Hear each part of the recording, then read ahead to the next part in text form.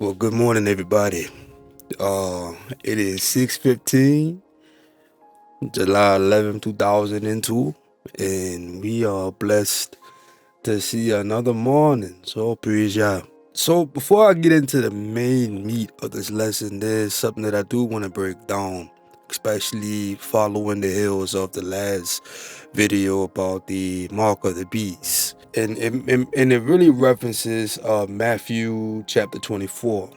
One, in this chapter, that's really where, Yahshua says that his coming shall be like the days of Noah. But as the days of Noah were, so shall also the coming of the Son of Man be. Okay, so I started off the last lesson with this verse, but in this whole chapter, there's so many profound things that he talks about. What I want to focus on, however, is what Yahshua was speaking to his disciples. He was on the Mount of Olives, and they said, "Tell us, when will these things happen, and what will be the sign of your coming and the end of this world?" Yahshua answered, he says, "Watch that no one deceives you. For many will come in my name, claiming I am Mashiach, and will deceive many. You will hear of wars and rumors of wars." Note that wars is plural there, so there's many wars, right? It says, "But see to it that you are not alarmed. Such things must happen. But the end is still to come. Nation will rise against nation, and kingdom against kingdom. There will be famines and earthquakes in various places. All these are the beginning of birth pains." And when people read that birth pains part, they kind of just, I don't know, gloss over it, like we tend to do when we read a lot of scripture. But there's so much meat in some of the symbols of the phrases. If you examine just 2020, 2021, and the events following that are happening in 2022, it seems to be these hotbeds where we get alarmed of what the powers that be are doing, with our food, with our economy, with our housing, with our lives. And then things seem to play out and plateau, and we want to go back to life as normal. Then it kicks up again when they're good and ready. And if you look at the cycle of this, it's like a woman who is in labor pain. Because what happens if you ever seen a woman in labor pain? She screams out. She's in distress, and then the labor pains go away, and then her breathing mellows out, her heart rate normalizes, and then out of nowhere it kicks back up. And for the one who is near the woman who is in labor pains, every time she has the outcry and the screams, you think that this is it, Jim, grab the bag. And then you find out that it could be Braxton Hicks, or it could be something. It's not the main one. This is not her about to pass this child through the canal, although to her it feels like it, and to those around her it also feels like it, and it sounds like it. This is what is going on in our world today. And if you don't know that it's supposed to be like this, you could find yourself like one of the ones spoken of in Daniel, when it says that he shall wear out the saints. People are worn out. A lot of believers today are worn out, and they're tired because they felt like every call was the call, and it wasn't. It's like, is this it? Is this it? Is it time? Do I sell off everything I own, or do I quit my job and then I move into the mountains? You have to watch. And I pray that Yah will provide you with the spirit of discernment, but keep in mind that comes to those who are obedient. And if you don't have that, then your second best option is being around somebody who does. Point blank, period. But these are labor pains, and these things must take place, even down to the wars and the nation rising against nation. We see the events with Russia, Ukraine, the United States, China, North Korea, Japan. It's just like you see the table already being set, and you see that the powers that be, it's like they want war. No one's talking it down or off the table. They are on war. They're gearing up for it.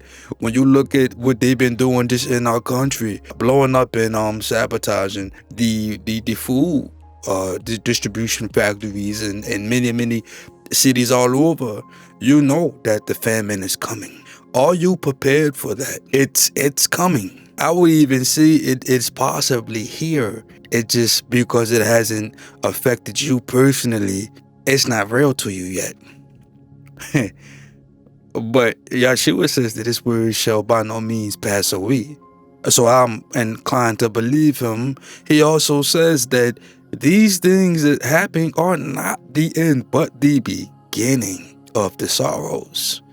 In that same chapter, he also goes on to tell us that we will be handed over and they shall kill us. Why would they do such a thing? Well, if you go back, and I really implore you now to go and watch and listen to that video about the mark of the beast, you'll know that we are not like them when this stuff starts to kick in a high gear. Some of us will be easily able to spot, especially a lot of these Hebrew camps who, wear the garb that we think David and our forefathers wore back then. One, we don't know if that's exactly how it looked, but there's no law against dressing like that. And so if you find it fitting, do so. What I will say is that when you are in war, the last thing you want to do is don on a uniform that makes you easily identifiable. This is why the military will have all their troops shave their heads, so you can't tell who is what. You can't see the sergeant or the lieutenant has a buzz cut and the second in command or the gunner has a mohawk. You can't tell. You don't want to give the enemy an added advantage by providing additional intel simply by just your appearance. You have to be as wise as the serpent, but as gentle as the doves. So keep that in mind as you're down here and this stuff starts to kick up. You really don't want to give them the ability to easily spot you out. I mean, if it's your time, it's your time, of course. But we are at war. Please understand that, right? So we're going to be utilizing instruments of war. David said, yes, you come at me with javelin and spear, but I come at you in the name of Yah. That's very true. We come at these people in the name of Yah. But David didn't kill Goliath with the name of Yah. David killed Goliath with a stone and a sling. Those are instruments of war. So understand that though we come in the faith, you will be hit with an AR-15 or 9mm or Glock 45 or whatever we have at that time. That will be our rock and our sling. You better know the times that we are living in and about to encounter.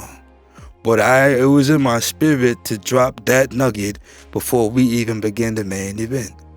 Now let's eat. Now the book of Jasher, because I've been asked about this, and I just want to let y'all know, anytime I make a lesson, it's not for me, it's for y'all. Someone has inquired about it, or maybe the Father put it in my spirit. It's not that I know all things. Obviously I can't, I don't. So I don't profess to be that guy in the congregation.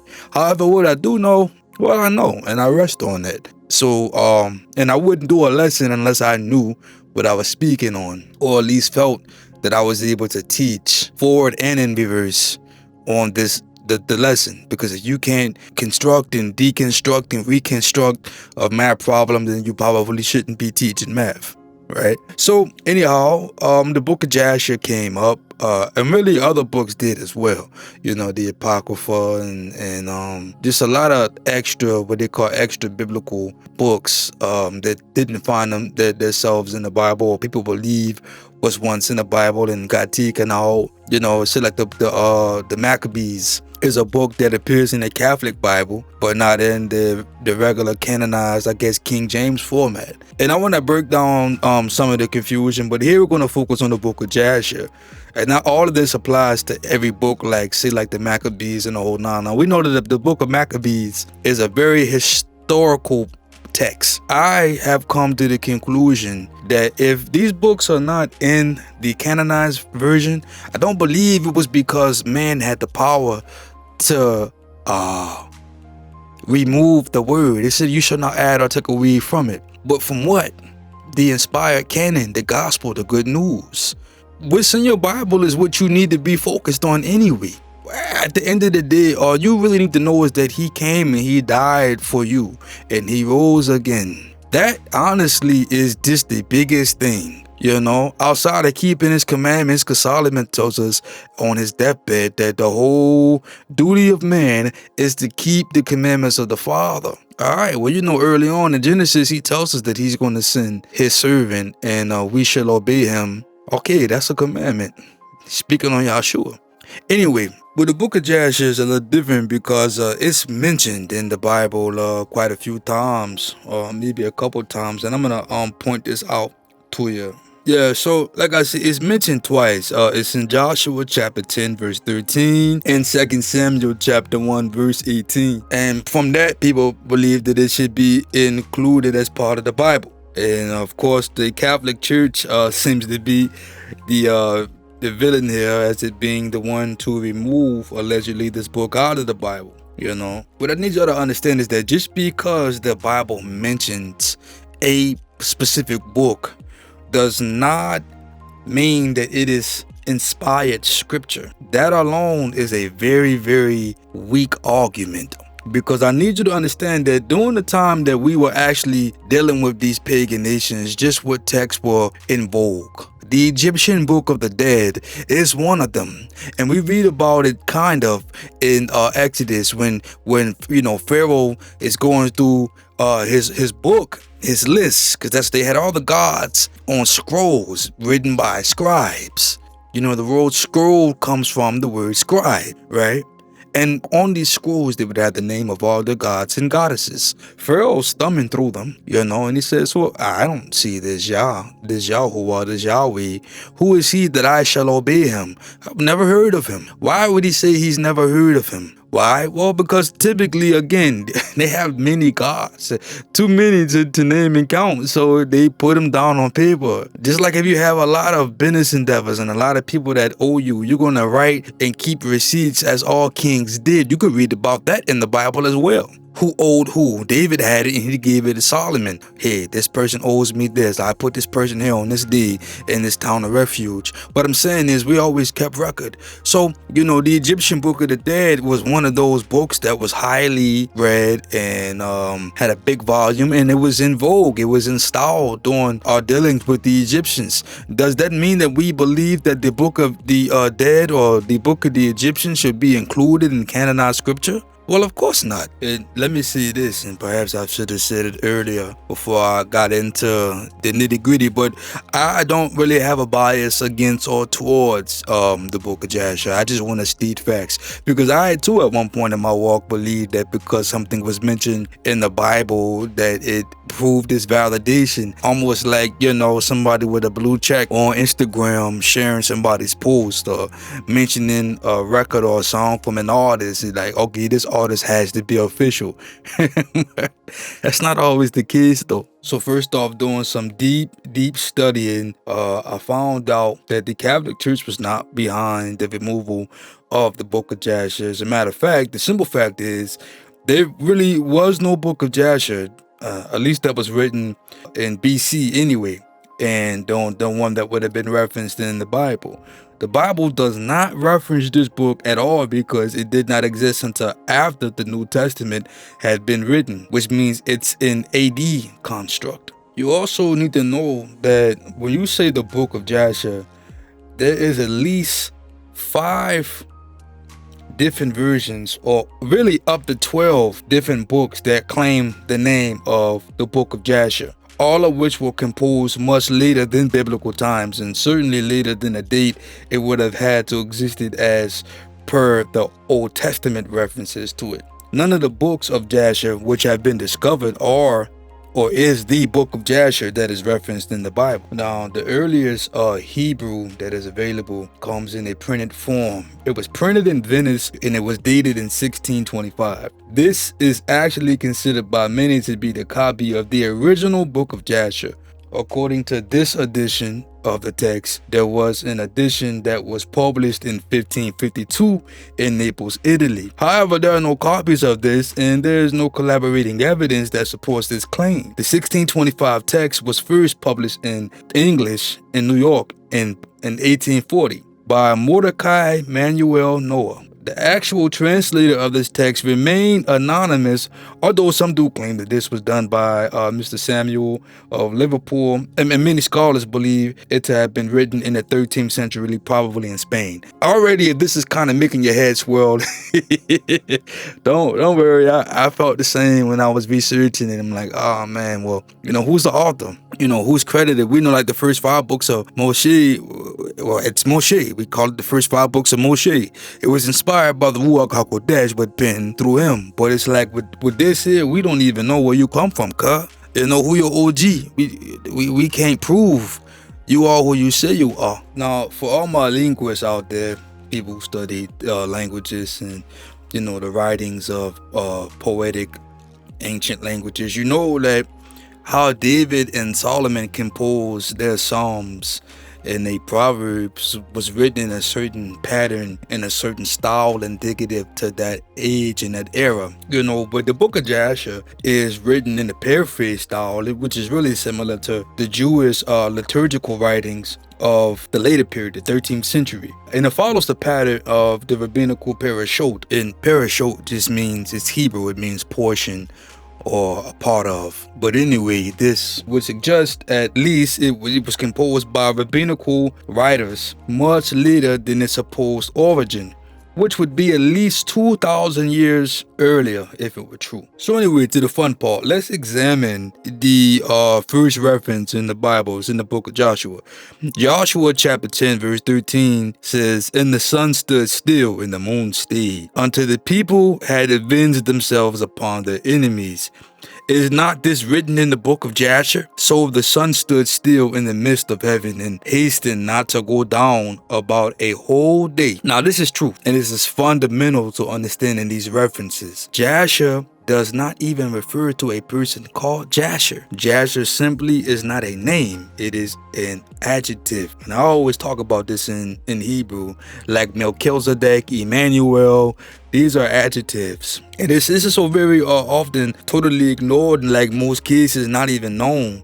The King James Version has translated the Hebrew Ha-Yasah, Jasher or Jasher, simply meaning the upright one. Again, this is not a name, it's not a personal name, and there's no name Jasher, and there's no book of Jasher that existed at the time anyway of the reference. When we understand that this is not referring to a book, written by a person called Jasher, but rather a person who is the Jasher, Ha-Yasah, meaning the upright one, we get a much clearer understanding, The reference here is to where this is written. We do not need to go outside the Bible itself to find where this is in fact written, because it's actually in the book of Habakkuk. And I know Habakkuk isn't one of the major prophets that people go to, but perhaps they should visit my home a little more often. In Habakkuk chapter 3 verse 11, it says, "The sun and the moon stood still in their habitation. At the light of thine arrows they went, and at the shining of thy glittering spear." Now Habakkuk was a prophet and therefore one who would have been considered upright. So he is the Jasher, the upright one that was referenced in Joshua. The second supposed reference to the book of Jasher is in 2 Samuel chapter 1 verse 18. It says, "Also he bade them teach the children of Judah the use of the bow. Behold, it is written in the book of Jasher." Again, however, when we look at the word Jasher in Hebrew, again, we see that it is Ha or He-Yasah, meaning upright one. And again, it's not referring to a book written by a person called Jasher, but really it is written in the book of the Jasher, the upright one, the book of the upright one. Now, many people incorrectly think that the reference to what is written in the book of Jasher is the statement. Also, he bade them to teach the children of Judah to use the bow. And so, they use this statement that it's not found anywhere in the Bible. It is assumed that it was written in the book of Jasher. Now, when you read the book of Jasher, the one that were, in question, they never mentioned the statement that David taught the children of Judah the use of the bow. It's not even included anywhere. So that whole argument just kind of falls to the floor. Now, what they're talking about is the bow, which is actually the name of the Lamentation song that David wrote after he had heard the death of his friend Jonathan in 2 Samuel chapter 1. It is this song which is translated as the use of. that David bade teach the children. And it is this song that is written in the book of the Jasher, the upright one. So where's the song written? It was actually written in the Bible. In fact, it is written in the same book and same chapter as the reference to it is made, 2 Samuel. So let's go there. 2 Samuel 1, we're going to start in verse 19. The beauty of Israel is slain upon thy high places. So we know that he's talking about the pagan gods. How are the mighty fallen? Tell it not in Gath. Publish it not in the streets of Ascalon, lest the daughters of the Philistines rejoice. We know that Ascalon and Gath were two of the primary cities of the Philistines. It says, lest the daughters of the uncircumcised triumph. Ye mountains of Gilboa, let there be no dew, neither let there be rain upon you, nor fields of offering, for the shield of the mighty is vilely cast away. The shield of Saul, as though he had not been anointed with oil. From the blood of the slain, from the fat of the mighty, the bow of Jonathan turned not back, and the sword of Saul returned not empty. It says, Saul and Jonathan were lovely and pleasant in their lives, and in their death they were not divided. They were swifter than eagles, they were stronger than lions.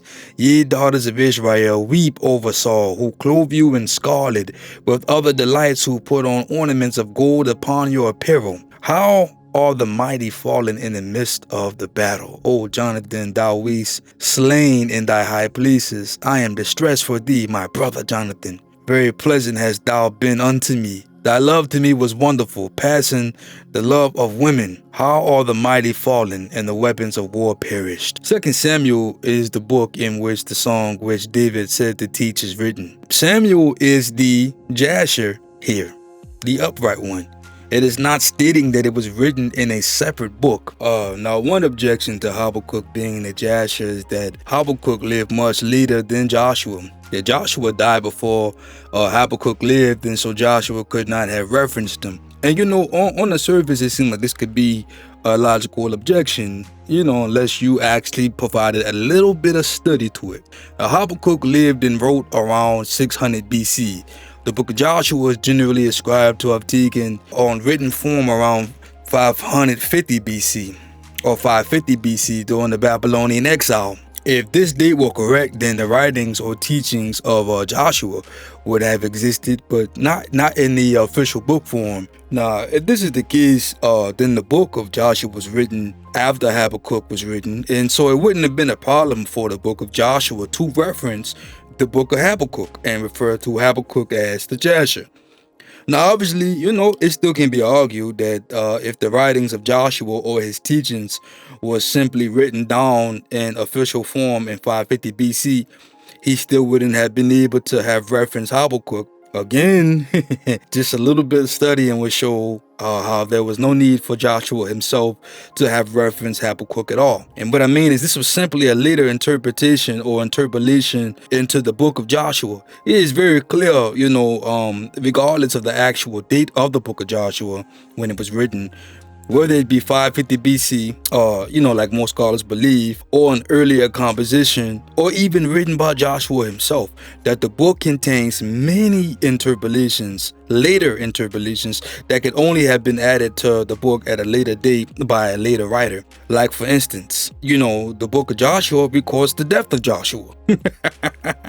In Joshua chapter 24, verse 29, it talks about how they buried him. Now, we know Joshua didn't write that because Joshua was dead. This happens a lot in scripture, like when you read about the land of Goshen, which was also called the land of Ramses. And at one point in time, it was called Avaris. When we Hebrews were in that area, it was known as Avaris, right? Later on, it became known as Goshen, which we read, but then by the time it got penned, it was known as the land of Ramses. So many people thought erroneously that the pharaoh of the Exodus was Ramses, and then the timelines didn't add up. But that's not the case. It was just written at a later date, and so information had been,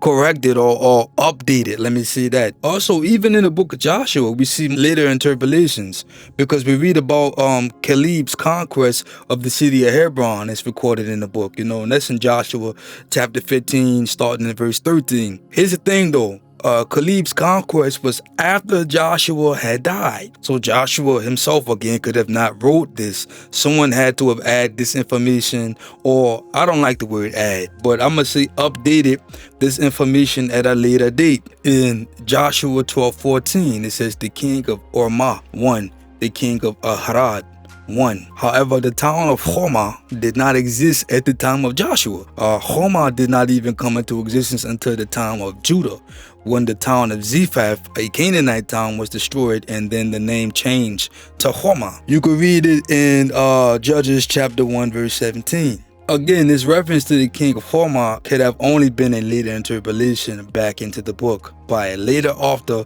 who was already aware of this fact. And I am by no way saying that Joshua didn't have any writing personally in the book known as Joshua. I'm just simply pointing out the fact that there are critical details that Joshua himself could not have wrote because he was dead. Even with the writings of Moshe, how do we read about, though Moshe is credited with penning the first 5 books, we can read about how we mourn his death and where we even buried him. Moses doesn't know. He didn't know that stuff, A later author went and updated those scrolls. So this is very likely that how Habakkuk could have been the upright one that Jasher mentioned here in the references. But anyway, thank y'all if y'all been with me this long. I know when we start to get into the linguistics and the whole it can be kind of dizzying or whatever the case may be. But honestly, bro, we gotta study to show ourselves approved unto Yah, a workman needed not to be ashamed, rightly dividing the word of truth. So anyhow, that's what we're doing here today. I hate to have kept y'all this long, but it happens. And in your biblical journey, in your spiritual walk with the Father, you gotta know that we just got a whole bunch of things that are fossilized customs, and we make them into memes, and then these memes simply become religion and founded in some kind of truth that we really ain't searched ourselves and done a deep search. We hit the first level of bedrock and assumed that everything below it was solid. Keep digging, you gonna find some limestone. Keep digging, you're gonna find some clay. Keep digging, you're gonna find some sand, and you're gonna realize that what you thought was a firm foundation was anything but. It was like Venice or Louisiana. It ain't firm at all. It's held up by something that's not firm at all. So you gotta dig, Anyway, I hope that this video was inspiring or enlightening this to whoever watched it yet. And y'all bless.